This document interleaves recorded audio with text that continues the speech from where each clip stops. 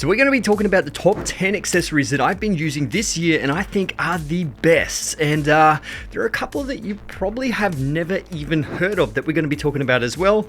And there are going to be a couple of honorable mentions that obviously didn't quite make the list, but we still need to talk about.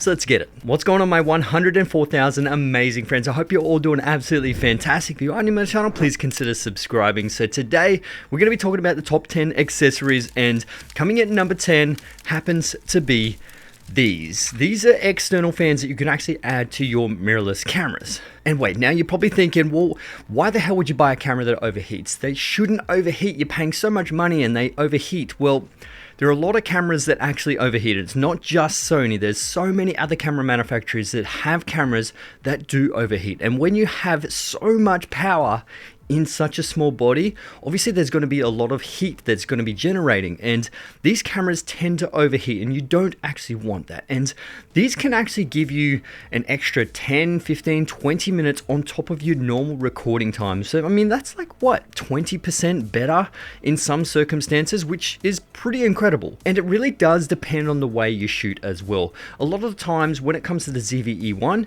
that is known to overheat when it's long record times in really hot temperatures, but I tend to turn it off and on, pretty much when I need to actually use it, because boot up times are so fast that you don't actually need to have the camera on the whole time. But when it comes to long interviews, when it comes to long receptions, when it comes to weddings, these are the times where you don't actually have that ability to turn them off. And these fans can do really well. So this one is by Tilter. This can actually fit directly onto the back of the ZV-E1 cage, and they do actually come out with a couple of other different ones that suit different cameras as well. But this is the Ulanzi one. So this actually has a battery that's physically included, but you can obviously charge it through USB-C or power it through USB-C at the same time as well. And it literally just sticks onto the back of your camera. And these could actually be very handy in so many different situations where you need to cool the camera down.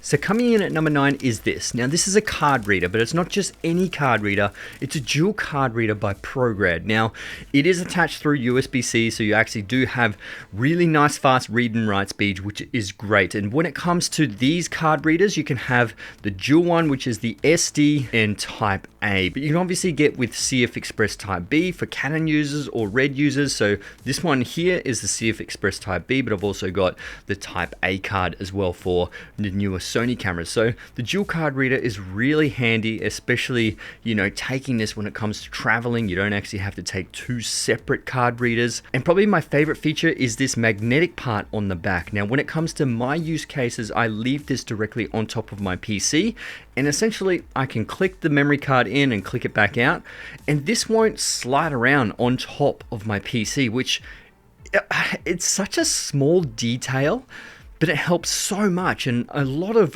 memory card readers don't actually have this. I actually don't think any other memory card reader has this. I mean, comment below if you know one, but it's such a simple feature, but it's actually really, really handy. Now, the next one coming at number 7 is the Accessory plate. And this is my tripod right here. This is the main tripod that I generally have with my YouTube videos. And this is the Accessory base plate right here. So essentially, this is what you put onto your tripod, and you can put any kind of Accessory plate on here and screw it in. Quick attachments. It's fantastic. There's so many different pieces of filmmaking equipment that's Accessory, and this just allows you to mount things really quickly, put them on the base of cameras. Super easy. It's fantastic, and I absolutely recommend that. And I really wish all tripods had Accessory adapter plates that you can pretty much attach this to, because there's a lot of gimbals that come out with Accessory. There's a lot of cages that come with Accessory bottoms. It's pretty much like a standard when it comes to a lot of things. And yeah, this is super cheap.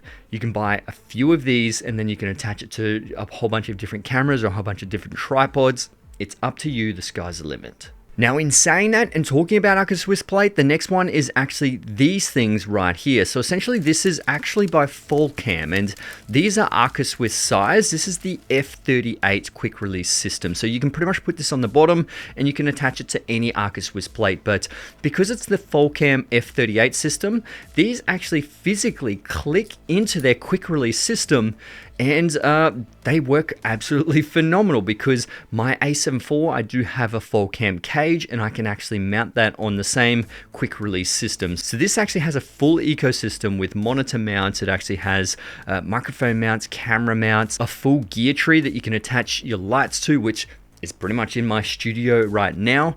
But there's so many different things that you can utilize these quick release plates for. But this one right here is just super standard F38, and it's fantastic. It goes onto that Arcus Swiss plate and goes onto their shoulder mount rig as well. So many. I'm gonna obviously link everything in the description below so you guys can check these things out. Now the next one is new, but I know I'm gonna use it a lot, and this isn't paid by Peter, but this is the Peter Lindgren Tri-Charge battery charger SD card type A micro SD card holder battery power out. There's so much that is in this thing. So this is the Sony version. So it's type A card. You literally put the type A card in, and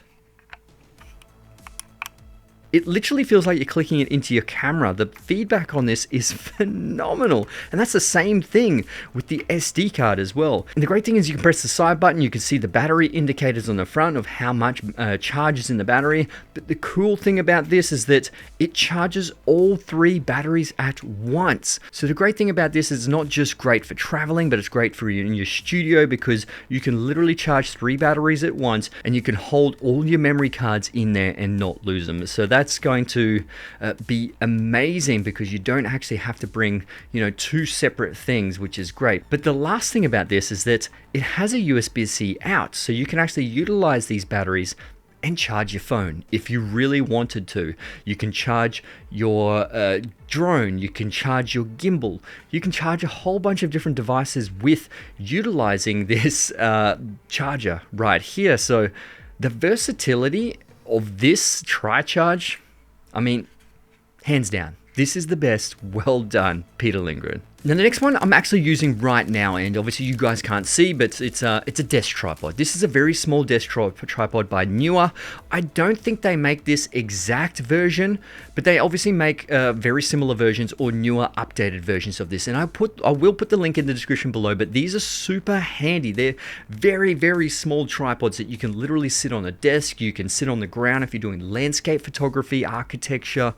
The versatility of these things is phenomenal, and they are also Arcus Swiss plate as well, which is great for photography and very standardized when it comes to, like what I was saying before, all the photography and accessory attachments. And the great thing as well is that the legs can extend out, so you can get a little bit height on it if you want, but it's great for sitting on tables, benches, ledges, whatever you're going to be sitting this on. It's fantastic. I use this so much. Now, coming in at number 4 is this guy.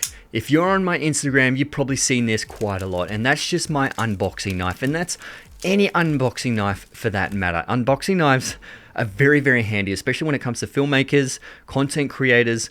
We buy too much gear, and we're always getting packages, and everyone needs an unboxing knife, and this thing is cool. I always opt for the flick ones because it's just so easy to open up and obviously close as well. But yeah, I will put a link in the description below. If I can find this, I'm pretty sure I got this off Amazon, maybe eBay, I'm not sure.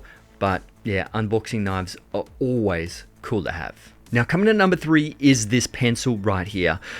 This is a very interesting pencil. It's not just a regular pencil where you sharpen it. This one is a non-sharpened tip. You don't actually sharpen the tip because it doesn't go blunt. But if for any reason it does chip or anything, or eventually goes blunt after 100 years, you can unscrew the tip and put a brand new one on, which it does come with a brand new one as well. These things last forever. I haven't changed this tip in maybe the whole year of utilizing this. I haven't sharpened it. It just works phenomenal, and I obviously use it for my paper, and I like to write all my tasks and to-do lists on paper. I don't like to do it on computer or my phone, because I'm trying to get away from my phone, utilizing that. So I for the past however many years, pen and paper is my style, and that's pretty much what I do. And this thing, I don't have to use a pen anymore. It's just this pencil. Now, number 2 is the Nightcore Baby Blower. I think they call it Baby Blower, but they pretty much have a newer version of this. I've got the older versions, pretty much fine. I don't know the difference between the newer and older. Maybe power output, but it works perfectly fine. You can charge it through USB-C.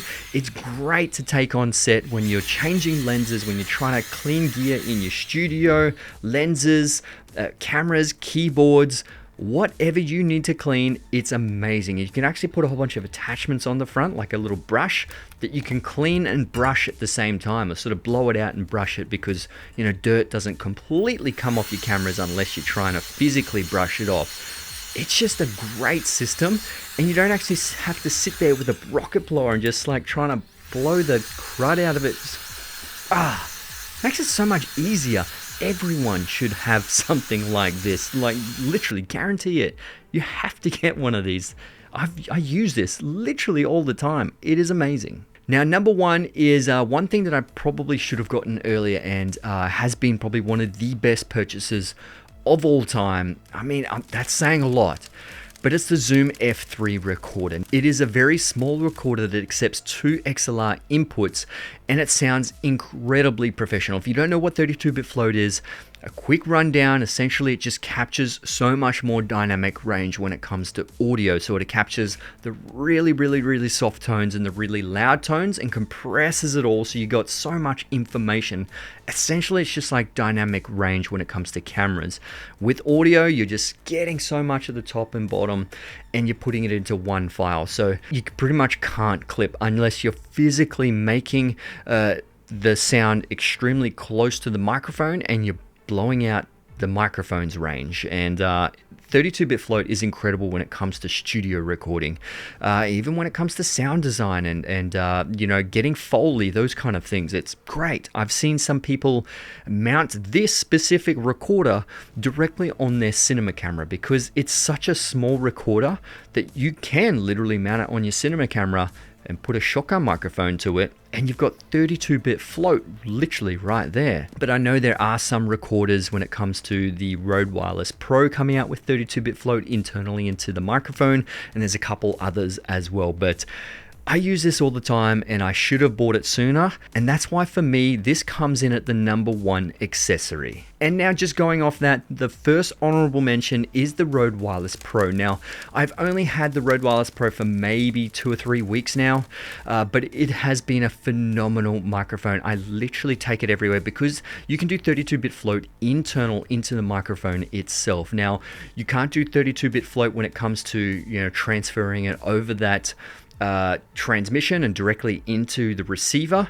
That comes into 24-bit and then directly into your camera. So your camera generally is 16-bit at minimum, but most newer cameras have 24-bit internal as well. And obviously the greatest thing about recording in the transmitter is that if the person does go out of range, you're not going to get that cutting in and out sound, which can pretty much ruin your audio, because if you're recording internally, you literally just take the audio directly off that. And when it comes to taking the audio and writing it to your computer, you can literally put a USB-C cord directly into the charging case, and that's how you can actually charge it, but also copy the audio off the actual devices itself, which is amazing. Now, the second honorable mention happens to come down to this desk right here. This is a sit-stand desk by OmniDesk. It's probably one of the best things that I've ever gotten, mainly for the fact that it's not just it gives you the ability to stand up and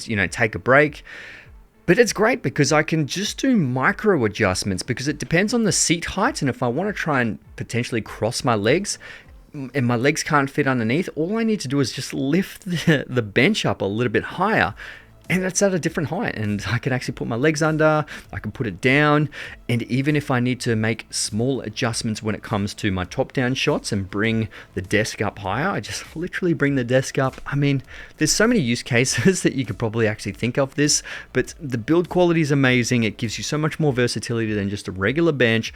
One of those things I should have gotten sooner, but I'm just glad I've got it now. And obviously you can get these kind of sit stand desks in a whole bunch of other different brands, but mine is from Omnidesk. So anyway, my friends, I hope you enjoyed this video. Like I said, the link will be in the description below if you do want to check all these accessories out that I've talked about today. Like I said, these are the ones that I absolutely use all the time and I love using, and they are part of my daily workflow, majority of these. So yeah, let me know in the comments below if you have one or two certain things that you really add in your workflow and what you think would make in your top 10. But yeah, let me know in the comments below if you would add anything to this list, what you think is a little bit of a game changer for you when it comes to your whole process and accessories and all those kind of things. But yeah, thanks for watching, and I'll see you guys in the next one. All right, let's get it.